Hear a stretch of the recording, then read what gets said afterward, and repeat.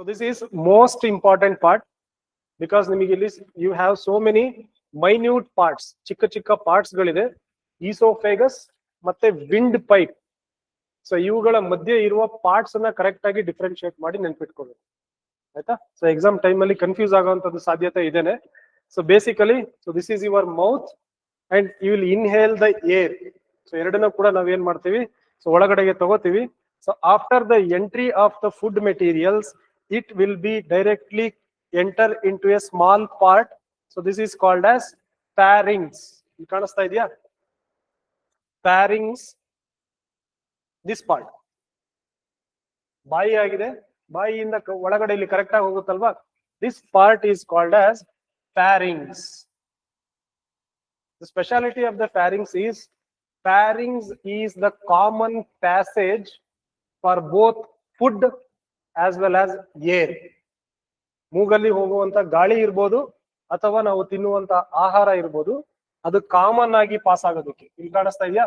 ಬಾಯಿಯಿಂದ ತಿಂದಿರುವಂತ ಆಹಾರ ಇರ್ಬೋದು ಅಥವಾ ಮೂಗಿನಿಂದ ತಗೊಳ್ಳುವಂತ ಗಾಳಿ ಇರ್ಬೋದು, ಒಂದು ಜಾಗದಲ್ಲಿ ಮೀಟ್ ಆಗತ್ತೆ. That place is nothing but pharynx. ಯಾಕೆಂದ್ರೆ ಫ್ಯಾರಿಂಗ್ಸ್ ಬೇರೆ, ಲ್ಯಾರಿಂಗ್ಸ್ ಅಂತ ಬರುತ್ತೆ, ಲ್ಯಾರಿಂಗ್ಸ್ ಬೇರೆ. ಸೊ ಅವೆರಡರ ನಡುವೆ ಜನರಲ್ ಆಗಿ ಕನ್ಫ್ಯೂಷನ್ ಇರುತ್ತೆ. ಹಾಗಾಗಿ ಕರೆಕ್ಟ್ ಆಗಿ ನೆನ್ಪಿಟ್ಕೊಳ್ಳಿ, this part is called as pharynx. So ಇದಾದ ನಂತರದಲ್ಲಿ food will be get separated and air will be get separated. Clear? So ಇಲ್ಲಿ ಬ್ಯಾಕ್ ಸೈಡ್ ನಲ್ಲಿ you have windpipe. So ಅಲ್ಲಿಂದ ಡೈರೆಕ್ಟ್ ಆಗಿ ನಮ್ಗೆ ಶ್ವಾಸಕೋಶಕ್ಕೆ ಹೊರಟೋಗುತ್ತೆ. ಲಂಗ್ಸ್ ಗೆ ಏರ್ ಹೊರಟೋದ್ರೆ food material will be passed into your oesophagus. Clear? So ಅದು ನಿಮಗೆ ಕರೆಕ್ಟ್ ಆಗಿ ಗೊತ್ತಾಗ್ಬೇಕು ಅಂತ ಹೇಳಿದ್ರೆ we will try to see an ಜಿಫರ್ ಇದೆ. ಜಿಫರ್ ನೋಡಿದ್ರೆ ಕರೆಕ್ಟ್ ಆಗಿ ಅರ್ಥ ಆಗುತ್ತೆ ನಿಮ್ಗೆ. ಪ್ಲೇ ಆಗ್ಬೇಕಿತ್ತು, ಪ್ಲೇ ಆಗ್ತಾ ಇಲ್ಲ. ಸೊ ಪ್ಲೇ ಆದ್ರೆ ನಿಮಗೆ ತೋರಿಸ್ತೀನಿ. So here you can see ಅಲ್ವಾ. So this is the bolus of food. ಇಲ್ಲಿ ಆಹಾರ ನಮ್ಮ ಬಾಯಿಯಿಂದ ತಿಂದಿದ್ದೇವೆ. So this is your food particles. So food particles ಒಂದ್ ಕಡೆಯಿಂದ ಎಂಟ್ರಿ ಆದ್ರೆ ಸೊ ಇಲ್ಲಿಂದ ನಿಮಗೆ ಗಾಳಿ ಬರ್ತಾ ಇದೆ. ಸೊ ಎರಡೂ ಕೂಡ ಈ ಪ್ಲೇಸ್ ಅಲ್ಲಿ ಮೀಟ್ ಆಗುತ್ತೆ. This place is called as pharynx. So that is one thing. So ಇಲ್ಲಿ ಬಂದ ನಂತರದಲ್ಲಿ ಸೊ ಫುಡ್ ಮಟೀರಿಯಲ್ಸ್ ಏನಾಗುತ್ತೆ, ಸೊ ಈಸಿಯಾಗಿ ನೆಕ್ಸ್ಟ್ ಮುಂದೆ ಪಾಸ್ ಆಗಿ ಹೊರಟೋಗುತ್ತೆ. ಕ್ಲಿಯರ್? ಸೊ ಮುಂದೆ ಪಾಸ್ ಆಗಿ ಹೊರಟೋಗುತ್ತೆ. This is your wind pipe and this is your oesophagus. So ಈ ಎರಡನ್ನ ಕರೆಕ್ಟ್ ಆಗಿ ಸಪರೇಟ್ ಮಾಡೋದಕ್ಕೆ you have a part, this white part is called as epiglottis ಅಂತ ಕರೀತೀವಿ, ಆಯ್ತಾ. ಸೊ ಬೇಸಿಕಲಿ ಇದು ಹೇಗಿರುತ್ತೆ ಅಂತ ಹೇಳಿದ್ರೆ ಈ ರೀತಿ ಸ್ಟ್ರೈಟ್ ಆಗಿರುತ್ತೆ. ನೀವು ಆಹಾರವನ್ನ ತಿಂದ ತಕ್ಷಣ ಕಂಪ್ಲೀಟ್ ಆಗಿ ಇದನ್ನ ಕ್ಲೋಸ್ ಮಾಡೋದು. So this is your wind pipe. ಆಹಾರ ಏನಾಯ್ತು, ಕಂಪ್ಲೀಟ್ ಆಗಿ ಇದ್ರ ಒಳಗಡೆ ಬಂದು ಹೀಗೆ ಕ್ಲೋಸ್ ಆಗೋದ್ರಿಂದ ಫುಡ್ ಪಾರ್ಟಿಕಲ್ಸ್ ಡೈರೆಕ್ಟ್ ಆಗಿ ನಿಮ್ಗೆ ಈಸೋಫೇಗಸ್ಗೆ ಹೊರಟೋಗುತ್ತೆ. ಕೆಲವು ಸಲ ನೆತ್ತಿಗತ್ತೆ ನೋಡಿದ್ರೆ ಖಾರ ಸಿಕ್ಕಾಕೊಳ್ಳುತ್ತೆ. ನಾವು ಕರೆಕ್ಟ್ ಆಗಿ ಆಂಗಲ್ ಅಲ್ಲಿ ಕುತ್ಕೊಂಡು ತಿನ್ನದ ಸೈಡ್ ಅಲ್ಲಿ ಕ್ರಾಸ್ ಆಗಿ ಕುತ್ಕೊಂಡು ತಿಂದಾಗ ಕೆಲವು ಸಲ ಈ ಎಪಿಗ್ಲಾಟಿಸ್ ಏನಾಗಲ್ಲ, ಕಂಪ್ಲೀಟ್ ಆಗಿ ಕ್ಲೋಸ್ ಆಗಲ್ಲ ಅಥವಾ ಕಂಪ್ಲೀಟ್ ಆಗಿ ಸ್ವಲ್ಪ ಒಳಗಡೆ ಹೊರಟೋಗ್ಬಿಡುತ್ತೆ. ಹೊರಟು ಹೋದಾಗ ನಿಮ್ಗೆ ಫುಡ್ ಪಾರ್ಟಿಕಲ್ಸ್ ಖಾರದ ಅಂಶ, ಸ್ಪೈಸಿ ಐಟಮ್ ಏನಿರುತ್ತೋ ಸ್ವಲ್ಪ ಮಟ್ಟಿಗೆ ಇದ್ರ ಒಳಗಡೆಗೆ ಎಂಟ್ರಿ ಆಗುತ್ತೆ. ಇಮಿಡಿಯೇಟ್ ಆಗಿ ನಮ್ಗೆ ಕೆಮ್ಮು ಬರೋದಕ್ಕೆ ಸ್ಟಾರ್ಟ್ ಆಗುತ್ತೆ. ಸೊ ಅದಕ್ಕೆ ಏನ್ ಮಾಡ್ಬೇಕು, ತಿನ್ನೋವಾಗ ಕರೆಕ್ಟ್ ಪೋಸ್ಚರ್ ನಲ್ಲಿ ತಿಂದ್ರೆ ಸೊ ಜನರಲ್ ಆಗಿ ಏನಾಗೋದಿಲ್ಲ, ಕೆಮ್ಮು ಬರೋದಿಲ್ಲ ಅಥವಾ ನೆತ್ತಿಗತ್ತೋದಿಲ್ಲ. ಬಿಕಾಸ್ ಈಸಿಯಾಗಿ this epiglottis will separate the entry of food materials into your wind pipe. Complete ಆಗಿ ಬ್ಲಾಕ್ ಮಾಡಿ ಹಾಕುತ್ತೆ. ಫುಡ್ ಈಸಿಯಾಗಿ ನಿಮ್ಗೆ ಈಸೋಫೆಗಸ್ ನಲ್ಲಿ ಪಾಸ್ ಆಗುತ್ತೆ. ನೆಕ್ಸ್ಟ್ ನೀವು ತಗೊಂಡಿರುವಂತ ಗಾಳಿ it will be entered into your lungs. So that is how the food as well as the air will get separated. This is the general concept. So ಇಲ್ಲಿಗೆ ಬಂದ್ರೆ inside the wind pipe, ಅದನ್ನ ನೆನ್ಪಿಟ್ಕೊಳ್ಳಿ. ಎಷ್ಟೋ ಜನಕ್ಕೆ correct ಆಗಿ ಗೊತ್ತಿಲ್ಲ. So larynx ಯಾವ part ಅಲ್ಲಿ ಇರಬೇಕು? ಲ್ಯಾರಿಂಗ್ಸ್ ಎಲ್ಲಿದ್ರಿ? Larynx is voice box. Sound ಏನ್ ಬರುತ್ತಲ್ವಾ, that is called as larynx. Larynx oesophagus ನಲ್ಲಿ ಇರ್ಬೇಕಾ, ವಿಂಡ್ ಪೈಪ್ ಅಲ್ಲಿ ಇರ್ಬೇಕಾ? ಸೊ ಹಾಗಾಗಿ larynx is present on your wind pipe ಅಲ್ವಾ. ಸೊ ಆಹಾರ ಇರೋ ಜಾಗದಲ್ಲಿ ಇದ್ರೆ ಸೌಂಡ್ ಬರೋದಿಲ್ಲ. ಆಹಾರ ಹೋಗಿ ನಿಮ್ಗೆ ಲ್ಯಾರಿಂಗ್ಸ್ ಮೇಲೆ ಕುತ್ಕೊಂಡ್ಬಿಡುತ್ತೆ ಆಕ್ಚುಲ್ ಆಗಿ. If larynx is present on your oesophagus, food materials ಹೋಗಿ ನಿಮ್ಮ ಲ್ಯಾರಿಂಗ್ಸ್ ಮೇಲೆನೆ ಕುತ್ಕೊಂಡ್ಬಿಡುತ್ತೆ. ಹಾಗಾಗಿ ಮಾತಾಡೋ ಚಾನ್ಸೇ ಇಲ್ಲ. That is why the larynx is basically present on your windpipe. Larynx is also called as sound box. ಹಾಗಾಗಿ ಉಸಿರು ಒಳಗಡೆ ಮತ್ತೆ ಹೊರಗಡೆ ಬಿಡುವಾಗ ನಮಗೆ ಏನಾಗುತ್ತೆ, ನಮ್ಮ ಮಾತಿನಲ್ಲಿ ಸೌಂಡ್ ಸ್ಟಾರ್ಟ್ ಆಗುತ್ತೆ because of presence of our this larynx, voice blocks. So we have so many plates inside the voice box. So ಒಂದಕ್ಕೊಂದು ಮ್ಯಾಚ್ ಮಾಡಿಕೊಂಡು it will generate the sound. Same like our visual ಹೊಡೆಯುವಾಗ ಗಾಳಿನ ಬಿಡ್ತೀವಿ, sound ಬರುತ್ತೆ ಆಚೆಗೆ. So same like that. So it will produce voice. So that larynx is present on your windpipe. ಅದನ್ನ ಒಂದು correct ಆಗಿ ನೆನಪಿ. So oral cavity leads into a short pharynx. So ಇಲ್ಲಿ 2-3 ಪದಗಳನ್ನ ಬರ್ದಿಟ್ಕೊಳ್ಳಿ ಮತ್ತೆ ನೆನಪಿಟ್ಕೊಳ್ಳಿ. Is a short pharynx is present. What is the function of pharynx? It is a common passage for both food as well as air. First point. Next one, pharynx will leads to both esophagus as well as larynx, ಅಥವಾ esophagus as well as your windpipe. Clear? So this leads to trachea. So larynx ಇದೆ, ಅದರ ಮುಂದಕ್ಕೆ you have trachea in your windpipe. Lungs ಕಡೆಗೆ ಹೋಗೋ ಜಾಗದಲ್ಲಿ you have trachea. ಟ್ರೇಕಿಯಾವನ್ನು ತೋರಿಸ್ತೇನೆ next. So leads to trachea, or we also call it as windpipe. Second point. Third point, a part called as epiglottis. So cartilaginous flap called as epiglottis, which is present, now already nodadage, that prevents the entry of food materials into the glottis ಅಥವಾ windpipe during the swallowing. So ಆಹಾರವನ್ನು ತಿಂದಾಗ ನಿಮ್ಮ windpipe ನ ಒಳಗೆ ಬರದ ಹಾಗೆ, so these epiglottis will avoid. So these 3 points are important with respect to your esophagus. So ಇವಾಗ ಏನಾಗುತ್ತೆ, ಗಾಳಿಯ ಪೈಪಿನ ಒಳಗಡೆ ಗಾಳಿ ಹೋಗುತ್ತೆ, ಕೊನೆಗೆ ಲಂಗ್ಸ್ ನ ಒಳಗಡೆ ಎಂಟ್ರಿ ಆಗುತ್ತೆ. ಫುಡ್ ಏನಾಗುತ್ತೆ, ಈಸೋಫೇಗಸ್ ನ ಒಳಗಡೆ ಹೋಗುತ್ತೆ. So then it will enter into the thoracic cavity, ಅಲ್ಲಿಂದ ಸೀದಾ ಹೊಟ್ಟೆಗೆ ಹೋಗುತ್ತೆ. So this is how the food as well as the air will get separated. ಇದು ಒಂದು ಪಾರ್ಟ್. ಸೊ ಫುಡ್ ನಿಮಗೆ ಯೂಶುವಲ್ ಆಗಿ ನಾವು ತಿಂದಿರೋ ಆಹಾರ ಏನಿದೆಯೋ ಸ್ಟ್ರೈಟ್ ಆಗಿ ಹೋಗಲ್ಲ, ಸ್ಪೀಡ್ ಆಗಿ ನಿಧಾನವಾಗಿ ಸ್ವಲ್ಪ ಬಂದು ಸೇರ್ಕೊಳ್ಳುತ್ತೆ, ಮತ್ತೆ ನಿಂತ್ಕೊಳ್ಳುತ್ತೆ, ಮತ್ತೆ ನಿಧಾನವಾಗಿ ಹೋಗುತ್ತೆ, ನಿಂತ್ಕೊಳ್ಳುತ್ತೆ, ನಿಧಾನವಾಗಿ ಹೋಗುತ್ತೆ, ನಿಂತ್ಕೊಳ್ಳುತ್ತೆ. ಸರ್ರ ಅಂತ ಒಂದೇ ಸಲ ಸ್ಪೀಡ್ ಆಗಿ ಹೋಗಲ್ಲ. So this movement is called as peristaltic movement. Oesophagus ನಲ್ಲಿ ಏನಂತ ಹೇಳ್ತೀವಿ, we generally call it as the food then moves down through the oesophagus. Oesophagus ನಲ್ಲಿ ಕೆಳಗಡೆ ಹೋಗುತ್ತೆ, passes through the neck, thorax and diaphragms. So diaphragm is a part which basically separates the upper part from your abdominal part. So ಕೆಳಗಡೆ abdominal part is very soft alwa. So it contains so many large intestine, small intestine ತುಂಬಾ ಇದೆ. So it needs a proper chamber. So ಹಾಗಾಗಿ ಇವೆರಡರ ನಡುವೆ collapse ಆಗೋದನ್ನ avoid ಮಾಡೋದಕ್ಕೆ you have a plate like structure. So between your upper body and lower stomach, that plate is called as diaphragm, which is present here. So that is called as diaphragm. So diaphragm in the munde hortogutte, and finally the food particles will enter the J-shaped stomach. So while these food particles will move from mouth to the stomach, so it will undergo peristaltic movement.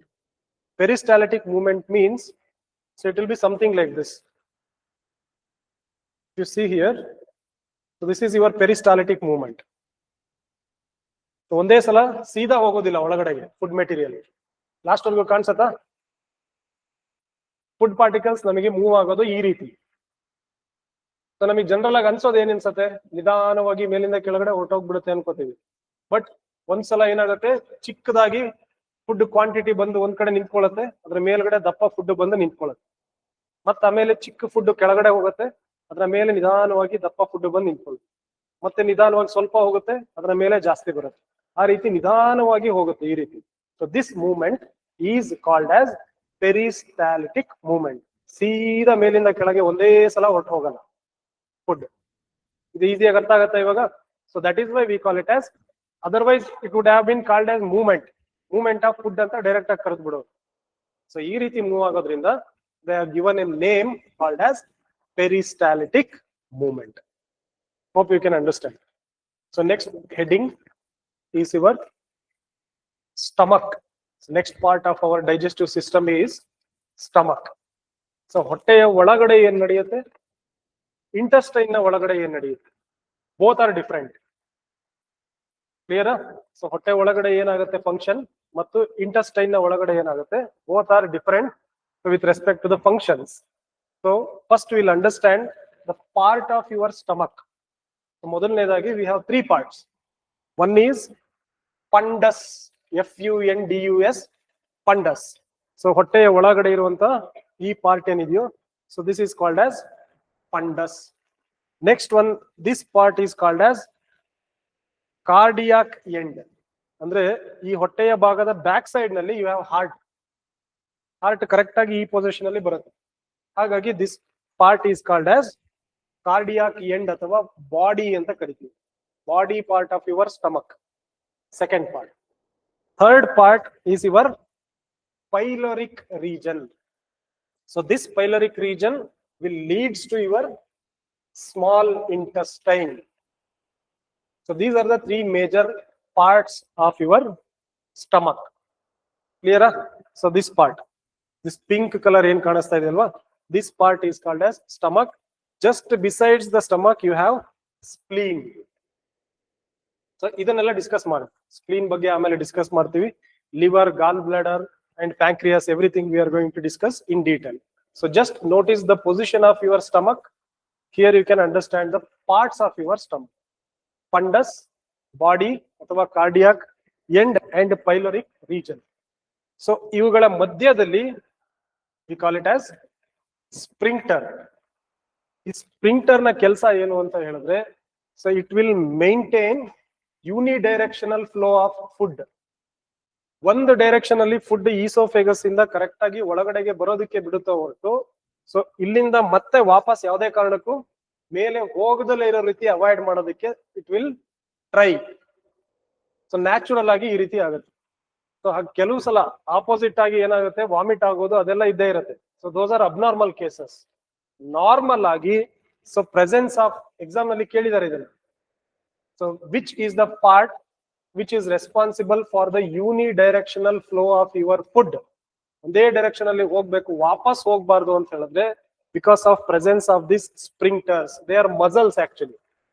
ಒಳಗಡೆಗೆ ಹೋದ ತಕ್ಷಣನೇ so pass ಆಗುವಾಗ open ಆಗುತ್ತೆ because of the weight. ಒಳಗಡೆ ಹೋದ ತಕ್ಷಣನೇ ಮತ್ತೆ it will close. So this is called as sphincter. You have one more sphincter here. So it is called as pyloric sphincter. So ಎಷ್ಟು ಸ್ಪ್ರಿಂಕ್ಟರ್ ಗಳಿದೆ ಒಟ್ಟು ನಮ್ಗೆ ಅಬ್ಡಾಮನ್ ಅಲ್ಲಿ? we have 2 sphincters.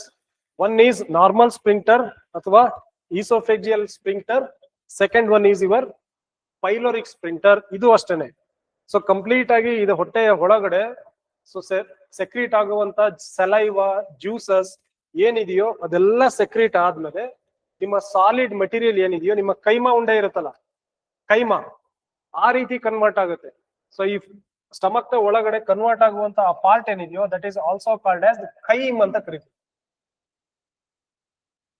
The solid material, solid food material which mix with the salivary juices and convert the solid food material into semi solid material called as chyme ಅಂತ ಕರೀತೀವಿ. ಅದನ್ನೇ basically keema ಉಂಡೆ ಅನ್ನೋದು. ಸಾಫ್ಟ್ ಆಗಿರುತ್ತಲ್ವಾ ಕೈಮಾ, ಸೊ ಆ ರೀತಿ ನಮ್ಮ food particles along with the liquid, so ನಿಮಗೆ ಚಿಕ್ಕ ಚಿಕ್ಕ ಸ್ಮಾಲ್ ಪಾರ್ಟಿಕಲ್ಸ್ ಆಗಿ ಕನ್ವರ್ಟ್ ಆಗುತ್ತೆ. That food material is called as chyme. ಈ ಕೈಮ್ ಏನಿದೆಯೋ ಇದು ನೆಕ್ಸ್ಟ್ ಯೂನಿಡೈರೆಕ್ಷನಲ್ ಮೂವ್ ಆಗಿ ಈ ಸ್ಪ್ರಿಂಕ್ಟರ್ ಇಂದ ಆಚೆ ಹೋಗುತ್ತಾ ಹೊತ್ತು ಹೊರಗಡೆ ಹೋಗಿರುವಂತ food particles again it will never come back to the stomach. That unidirectional flow is maintained by your pyloric sphincter. ಹಾಗಾಗಿ we have 2 sphincters. One is esophageal sphincter, another one is pyloric sphincter. Clear? So speciality of fundus. Fundus na speciality ಏನು ಅಂತ ಹೇಳಿದ್ರೆ, so this is actually a gas chamber. ನಿಮಗೆ food ಇಲ್ಲಿ chemical reaction ಆದಾಗ gas release ಆಗುತ್ತಾ? 100% release ಆಗುತ್ತೆ. So this released gas will be stored at the region called as fundus. This also contains some of the gastric juices. So gastric juice na ಇಲ್ಲಿಂದ secrete ಮಾಡುತ್ತೆ. ಆಹಾರದಲ್ಲಿ ನಡೆಯುವಂತ chemical reaction ಎಲ್ಲ ನಡೆದ್ಮೇಲೆ gas usual ಆಗಿ ಮೇಲೆ ಹೋಗಿ ಕುತ್ಕೊಳ್ಳುತ್ತಲ್ವಾ. So this is the part where the gas will be stored. ಊಟ ಮಾಡಿದಾಗ ತೇಗು ಬರುತ್ತಲ್ಲ, ಅದು ಹೊಟ್ಟೆಯಿಂದ ಬರಲ್ಲ. So it will be released from your fundus. And second speciality is, ಇದಕ್ಕೆ ಹಿಗ್ಗುವಂತ ಕೆಪಾಸಿಟಿ ಇರುತ್ತೆ. ಸೊ ಫುಡ್ ನೀವು ಜಾಸ್ತಿ ಕನ್ಸ್ಯೂಮ್ ಮಾಡಿದಾಗ ದೊಡ್ಡದಾಗಿ ಹಿಗ್ಗತ್ತೆ ಇದು. ಸೊ ನೀವು ಆಹಾರವನ್ನ ಕಡಿಮೆ ತಿಂದಾಗ ಸೊ ಕಂಪ್ರೆಸ್ ಆಗಿ ಕೂತ್ಕೊಳ್ಳುತ್ತೆ, ಕುಗ್ಗತ್ತೆ. So that is the speciality of fundus. ಒಂದು ಗ್ಯಾಸ್ ಅನ್ನ ಸ್ಟೋರ್ ಮಾಡೋದು. ಸೆಕೆಂಡ್ ಒನ್ ಈಸಿಯಾಗಿ it is very elastic in nature, ಹಿಗ್ಗತ್ತೆ ಮತ್ತೆ ಈಸಿಯಾಗಿ ಕುಗ್ಗತ್ತೆ. So these are the 3 parts of your stomach. Clear? So next we will see what are the reaction that will takes place inside the stomach. So stomach na ಒಳಗಡೆ ಆಗುವಂತ chemical reaction. 3 major parts. One is cardiac, fundic, third one is your pyloric portion. 3 portion ಇದೆ. So what are the reaction that will occur? ತುಂಬಾ ಖಾರವಾಗಿರೋ food ಅನ್ನ ತಿಂದಾಗ ಹೇಗೆ ಬರುತ್ತೆ ಗೊತ್ತಾ? ತುಂಬಾ ಖಾರವಾಗಿರೋ ತೇಗ್ ಬರುತ್ತೆ. ಎಕ್ಸ್ಟ್ರೀಮ್ ನೀವು ಸ್ಪೈಸಿ ಮಟೀರಿಯಲ್ಸ್ ನ ತಿಂದಾಗ ತೇಗು ಬರುವಾಗ ಬಾಯಲ್ಲೆಲ್ಲ ನೀರು ಬರುತ್ತೆ, ನೋಡಿದೀರಾ? ಅಬ್ಸರ್ವ್ ಮಾಡಿದೀರಾ? ಹಾಗೆ ಡ್ರೈ ಆಗಿ ತೇಗ್ ಬರೋದಿಲ್ಲ. ಸೊ ಜನರಲ್ ಆಗಿ ಏನ್ ಬರುತ್ತೆ, ಕರುಳಿನಲ್ಲಿ ಪ್ಲಸ್ ನಿಮ್ಮ ಬಾಯಿಯಲ್ಲಿ ಎಂಟೈರ್ ಬಕ್ಕಲ್ ಕ್ಯಾವಿಟಿನಲ್ಲಿ ನೀರು ಬರುತ್ತೆ. So that is basically called as saliva ಅಥವಾ ಮ್ಯೂಕಸ್ ಅಂತ ಕರಿತೀವಿ. ಅದು ಯಾಕೆ ಬರಬೇಕು ಗೊತ್ತಿದೆಯಾ?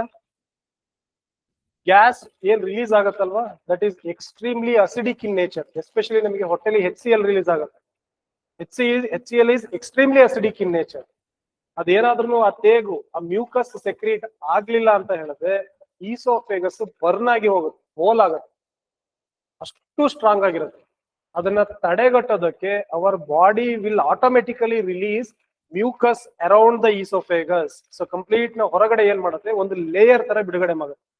ಮ್ಯೂಕಸ್ಗೂ ಸಲೈವಾ ಡಿಫರೆನ್ಸ್ ಏನಪ್ಪಾ ಅಂತ ಹೇಳಿದ್ರೆ, saliva is extremely liquid in nature, ತುಂಬಾ ನೀರಿನ ರೀತಿ ಇರುತ್ತೆ. ಮ್ಯೂಕಸ್ ನಮಗೆ ಸಿಂಬಳ ತೆಗಿತೀವಲ್ಲ, ಆ ತರ ಸ್ವಲ್ಪ ಥಿಕ್ ಆಗಿ ಇರುತ್ತೆ. ಅವಾಗ ಏನಾಗುತ್ತೆ, ನಿಮಗೆ ಆಚೆ ಬರುವಂತ ತೇಗು ನಿಮ್ಮ ಕರುಳನ್ನ ಹಾನಿ ಮಾಡಲ್ಲ, ಸೀದಾ ನಿಮ್ಮ ಬಕ್ಕಲ್ ಕ್ಯಾವಿಟಿಯಿಂದ ಈಸಿಯಾಗಿ ಆಚೆಗೆ ಬರುತ್ತೆ. ಸೊ ಮ್ಯೂಕಸ್ ಸೆಕ್ರಿಷನ್ ಕಡಿಮೆ ಯಾರಿಗಾಗುತ್ತೋ so they will suffer with the gastritis. Gastric disease ಗಳು ಜಾಸ್ತಿ ಯಾರಿಗೆ ಬರುತ್ತೆ ಅಂತ ಹೇಳಿದ್ರೆ, ಯಾರ ಹೊಟ್ಟೆಯಿಂದ ಈಸೋಫೇಗಸ್ ನಲ್ಲಿ ಮ್ಯೂಕಸ್ ಸೆಕ್ರಿಷನ್ ಆಗೋದಿಲ್ಲ.